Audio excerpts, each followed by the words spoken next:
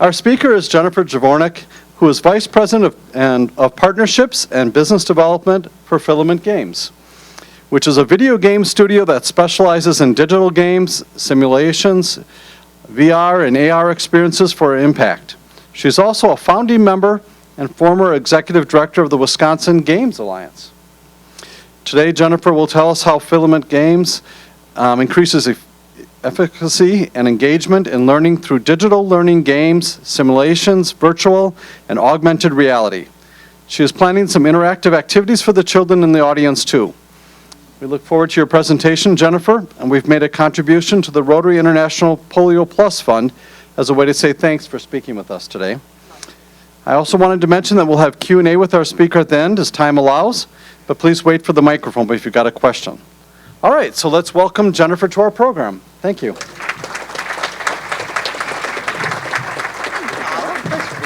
forward to being here. Hey everyone, my name is Jennifer. Why don't you all say hi, Jennifer? Hi, Jennifer. Oh my God, that was really good. Okay, good. This is a good omen because this programming is going to be very interactive. So do I have all of your commitment that you will participate when I ask you to participate? Can I get a yes? Yes. Perfect. I love it. Well, I wanted to start by thanking everyone from the Rotary and all the Rotarians for inviting me to speak today. And I also wanted to address the kids. I really had you in mind when I put this together. I know it's you guys have a lot to do in your day, so I'm so glad that you're here. And just know that whoever brought you today, whether it was your parent or your grandparent or someone else, they are very special people because this organization is very special and does so much for our community, so count yourself blessed. All right. So today I'm going to talk about video games and the power of play. First, a little bit about me. I've been playing since birth, and so have you been, and I'll tell you why. I started off my career managing laser tag centers in the 90s when it was all very new.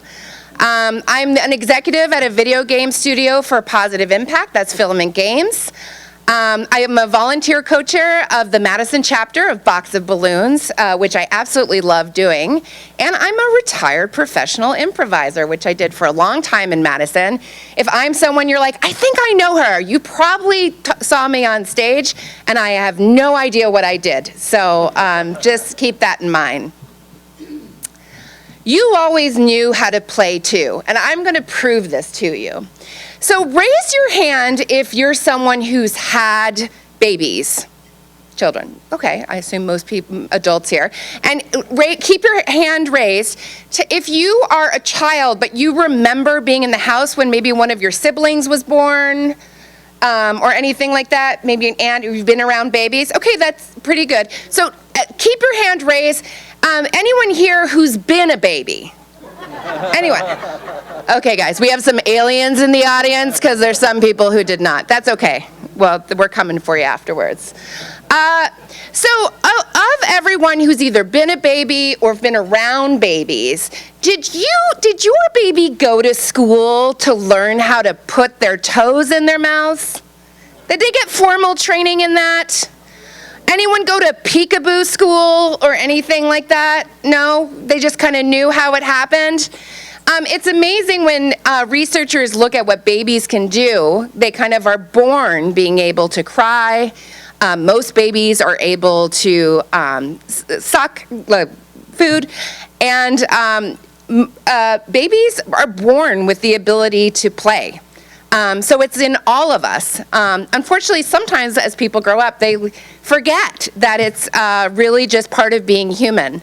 So today, I want us all to think about the power of play in our own lives.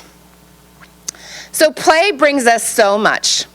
Play is how we have fun, to try new things. We bond with others. As we get better in the game, we gain confidence. You get really feelings of accomplishment when you hit a goal or beat the level. It allows you to hone skills, to entertain ourselves and to challenge ourselves. But most of all, which is what I'm going to be talking about today, is play is how we learn. So I work for Filament Games, and our mission is to create playful experiences that improves people's lives. So we're just like a regular video game studio, except the difference is we want our games to make a difference in the lives of the players who play them. Every game really is a learning game. I know that's a bold statement, but think about it. When you start playing a game on your phone or your tablet or your computer, you usually don't know how to play, and the game teaches you how to play. You learn how to play, and you learn the skill needed to be good at the game. No one walks into Mario Kart knowing how to win at Mario Kart, but once you do win at Mario Kart and you get better at it, you've learned how to play Mario Kart. The unfortunate thing with Mario Kart is that unless you're going to be a race car driver, and a race car driver in like Bowser's Kingdom or in outer space, that skill is not really transferable. The difference with learning games is what you learn in the game transfers and has value to you in the real world. We have fortunate to work with all kinds of clients, and we work with educational publishers and nonprofits and universities and corporate entities. We make games for 2 years old to senior citizens. Here's some examples to give you some more ideas of what we do. So we made a game for PBS Kids for their new show, Hero Elementary. Has anyone seen that show? Anyone? Yeah, Hero Elementary? So AJ's one of the characters in the show, and we made a game teaching young kids about the fundamentals of recycling. Yeah, that's AJ. We also made a game, but we've actually made 21 games for an organization, a nonprofit in DC, founded by former Justice Sandra Day O'Connor, called iCivics. If there's any middle schoolers in the audience, you probably have played an iCivics games because they're a nonprofit who offers all their games for free. This is an example of Win the White House that allows players to really understand the presidential election process. A game that's really close to my heart is we made a whole virtual museum experience. And in this, you get into the experience while wearing a virtual reality headset. The name of the game is Breaking Boundaries in Science, and you get to go in the places that 3 famous female scientists work: Grace Hopper, Marie Curie, and Jane Goodall. One of the exciting thing, and here's where I flex, is we actually got Jane Goodall to voice her part in the experience and fix all the problems we had with her camp that she thought we created way too luxurious. We've made educational games for vet students on how to properly listen to animal heart sounds. And we've made games for adults entering the healthcare services on how to work with older adults. So there are 5 things that learning games do really well. And even though if you've never played a learning game, these should resonate with you because there are things that they're pretty common in games in general. So the first thing about learning games, it allows you to learn by doing. So this means that if I want to teach you how to weld, you will not answer 20 multiple choice questions about welding. You will actually go into the game and do welding to learn how to do it. It gently scaffolds the learning, which just means like it helps you along, right? If you play a board game, probably the first thing you have to do is open the directions, and as my kids get older, the directions get longer and longer and longer. But in video games, that doesn't happen. You just jump in, and it kind of tells you a first thing to do. You do that thing. If you're successful, the game claps for you and continues you on. This is a great tool in learning. You don't have to learn everything all at once. It can really slowly parse it out for you. Like I said, games can celebrate your achievements and encourage you to continue. So sometimes it's confetti, sometimes it's just a funny dance, but essentially all along the way that you're learning, there's usually some way that the game is saying, good job, keep going. It provides a safe place to fail. The wonderful things about video games is no one cries when you die in the game, you just start again. The game gives you infinite chances. Which is really helpful when someone's approaching learning, because then they can learn through trial and error. And then lastly, some games give you a reason to care. by creating stories and characters that you fall in love with, and in a lot of cases want to help. So I thought today I would tell you a little bit more about how we make learning games. I'm actually going to tell you this is the fundamental of what we do every day, and I'm going to tell you exactly how we do it. So the first thing we think about, who is the player going to be in the game? So, for example, when you play Pac-Man, the game asks you to be Pac-Man. If you play, what's your favorite game? Yeah.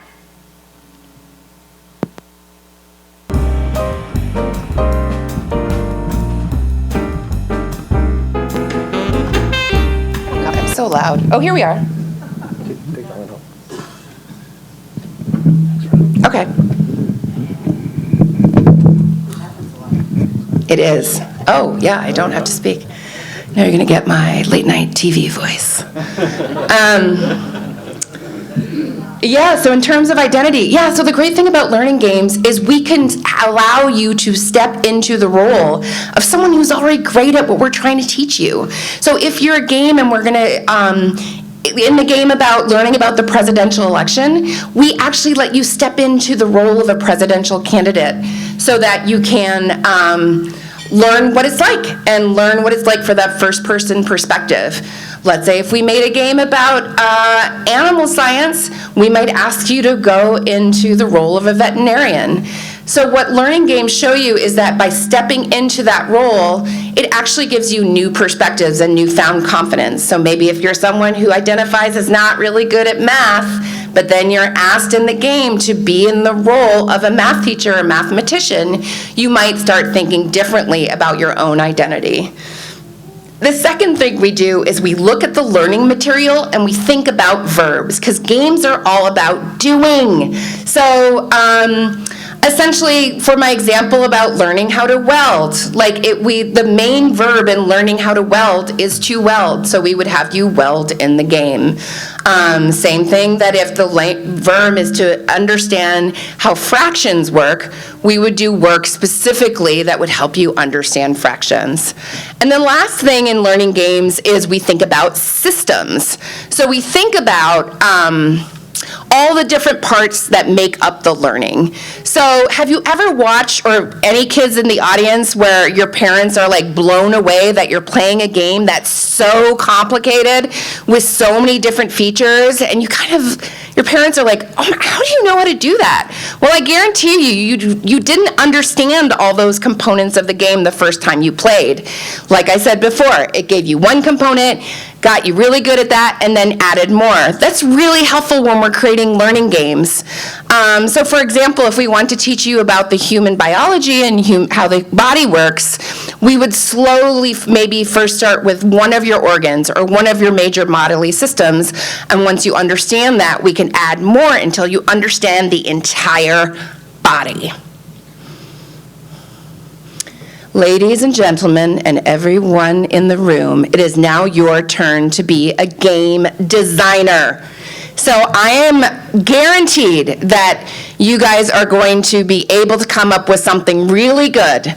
So I'm going to tell you what we are going to you are all going to have the opportunity to design a game, and if you choose, share the game that you designed in a work. This is a real life situation where we were actually approached by a client to make a game about this subject matter. So I'll show you at the end what we came up with, but a lot of times when I do this, you guys come up with way better things. Don't tell the people I work with. Okay.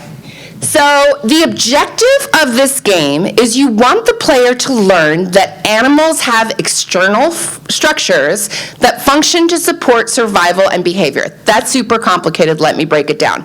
So basically, different kinds of animals have evolved to make sure that they stay alive and can kind of feed themselves. So gibbons, for example, are a type of monkey. They are small apes found mainly in Asian rainforests. They have long, strong arms and legs used for swinging through the trees.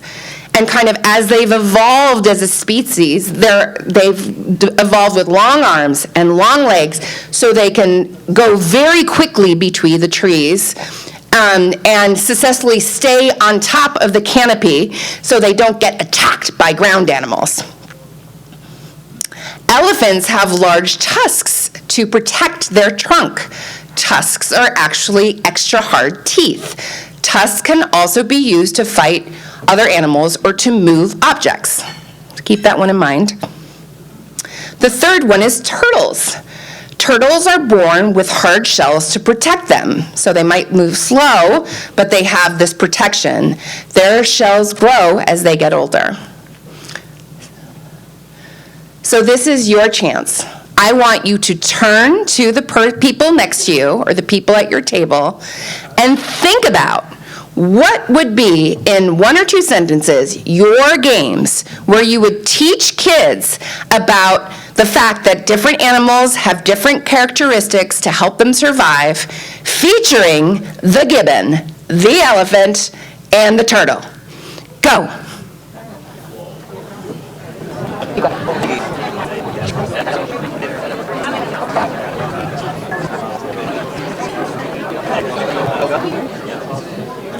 All right, you're going to have a few more minutes. Just remember that you nominate someone at your table to describe the game. Hot tip, let someone under 16 do it. They will do a much better job selling it, I guarantee. Keep going.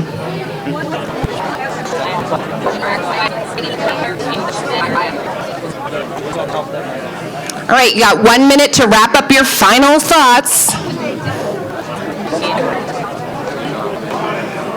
All right, I think that's good. I'm seeing a lot of people with hands in their air, which I'm very excited about. We already have a volunteer over here who's going to describe their game. So as you describe it, I want you to tell us who you are in the game, who's your character, what are you going to do in the game. Those are the 2 important things. Please introduce yourself and tell us about your game. Who's going first? So we just say our names? Yeah. My name is Celia. My name's Nolan. Yeah, tell us about your game. So we're a shapeshifter, and you have 3 options, the animals that we just chose, and if an animal's running at you, you have to choose, it's running at you, and then you have 3 choices of animals. You have to click the right one to survive, and if you click the wrong one, then you kind of have to start over. It's kind of the game that we. Let's give this team a round of applause. Nolan, anything to add? Yeah, she got basically everything right. You just there's obstacles, and then to pass, you have to choose the right animal, and then you pass the obstacle. Brilliant. Oh my God. See, I told you, kids are amazing. All right, in the back. I'll hold the mic and you talk. So, Say your name. my name's Joseph, and our game is it's like a running game, like Subway Surfers and that kind of stuff. But where you have 3 levels. You start with the turtle, then the monkey, then the elephant, and you have to each level gets harder, and you use the right things that the animal has to survive the level. I love that. Some similarities with the shapeshifter. What's so great about these games is that you actually have to understand the adaptations to use them correctly. Very good. Round of applause. Over here.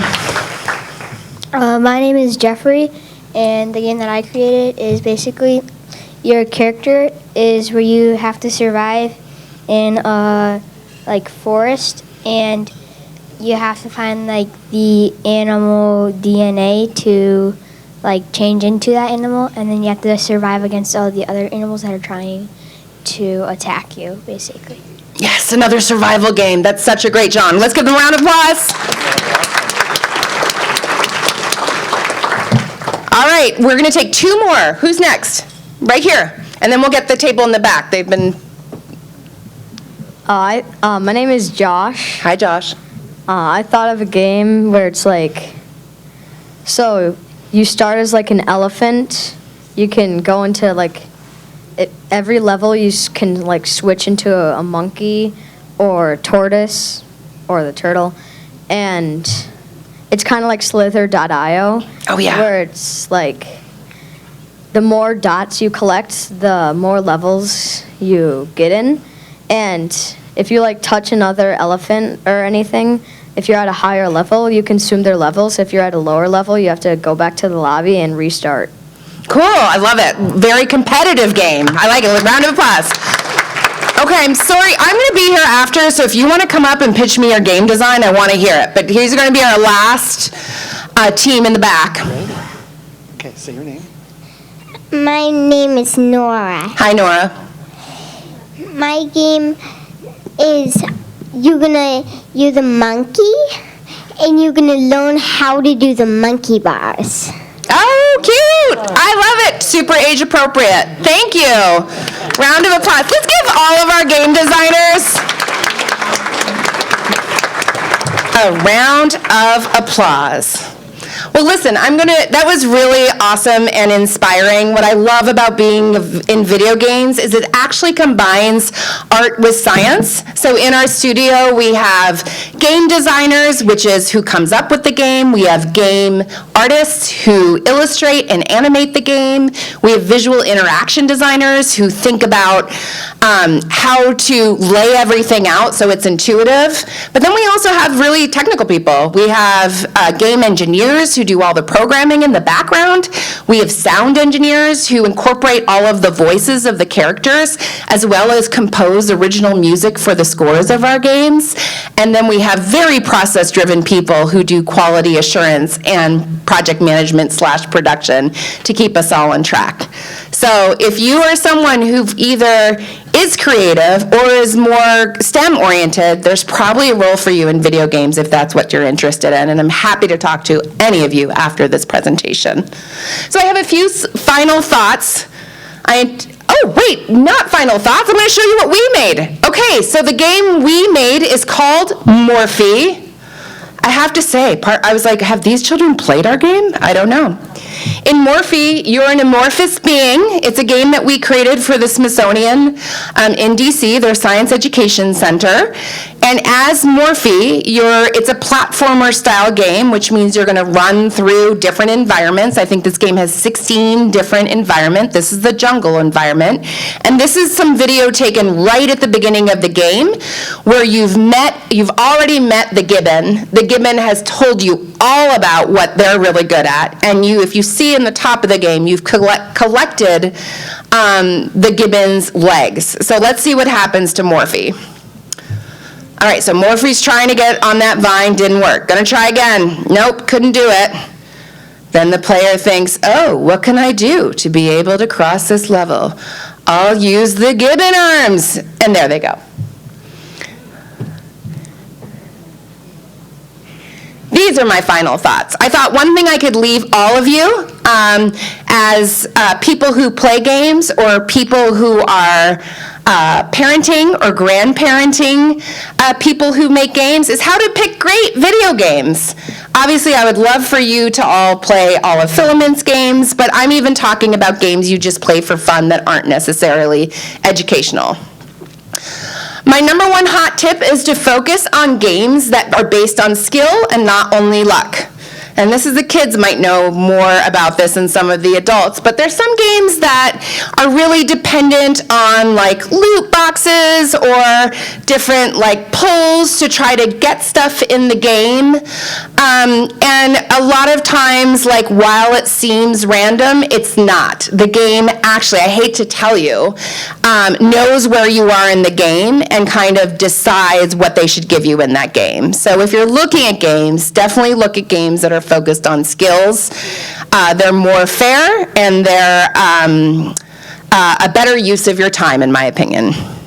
Secondly, you want to focus on games that have a fair reward system, and people who play games might understand what I'm saying. So usually in the games, you get to collect things like gems or coins, and then you get to spend these gems or coins on different things in the game. kind of a fair way. I understand that video game companies need to make money so they can make more video games, but a fair way to implement reward systems is that when they give you diamonds or gems or coins, you use them for things that are mostly aesthetic.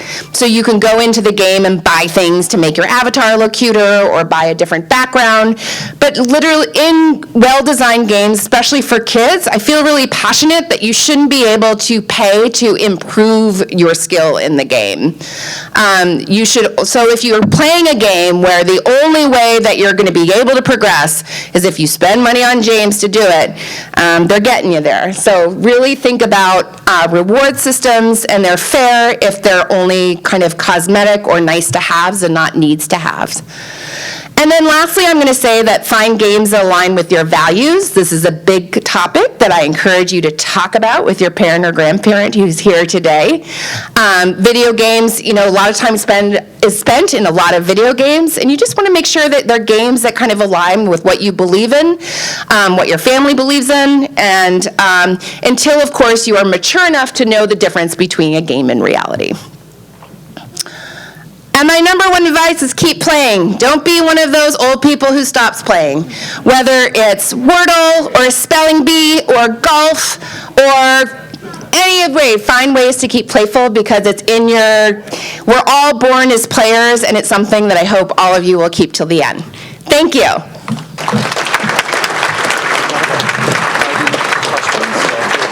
Yes. All right, well, it's time for questions. Yes, sir. Yes, I have 4 grandsons. The 2 youngest ones are addicted to video games. And so what advice would you give to make sure that you don't get, quote, addicted? Sure. So this is a big topic. I will say, when parents or grandparents approach me with the idea of addiction, I always say, I think we can all agree that apples are good for you. They have fiber, they have nutrients, they fill your belly.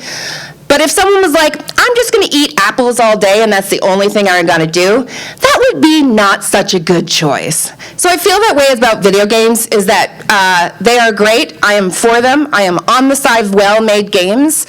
But we have to realize we all live in bodies that need to move. We all have people who care about us, who want us to be present in their lives. So I think it's all about balance. In terms of the guidance, is the American Academy of Pediatrics has come up with by age what's an appropriate amount of screen time. And if you're wondering if your child is spending too much time, that is somewhere that I would go look. And then lastly, I told you about how to look for good games. I hate to say, can I go back? Oh, this is not me. Okay, go back. When I went to my advice about picking great game, that number one, a lot of times kids or anyone get addicted to games that actually are heavily dependent on luck. It actually triggers in you like that part of you that loves or that is drawn to gambling.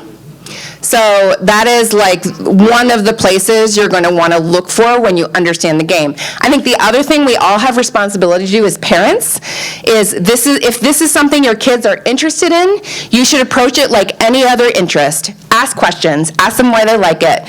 Try to play with them. Watch them as they play. Have them tell you about what they did in the game. These are all ways that is perfectly appropriate for parents to not feel like it's a thing they don't understand and can't do.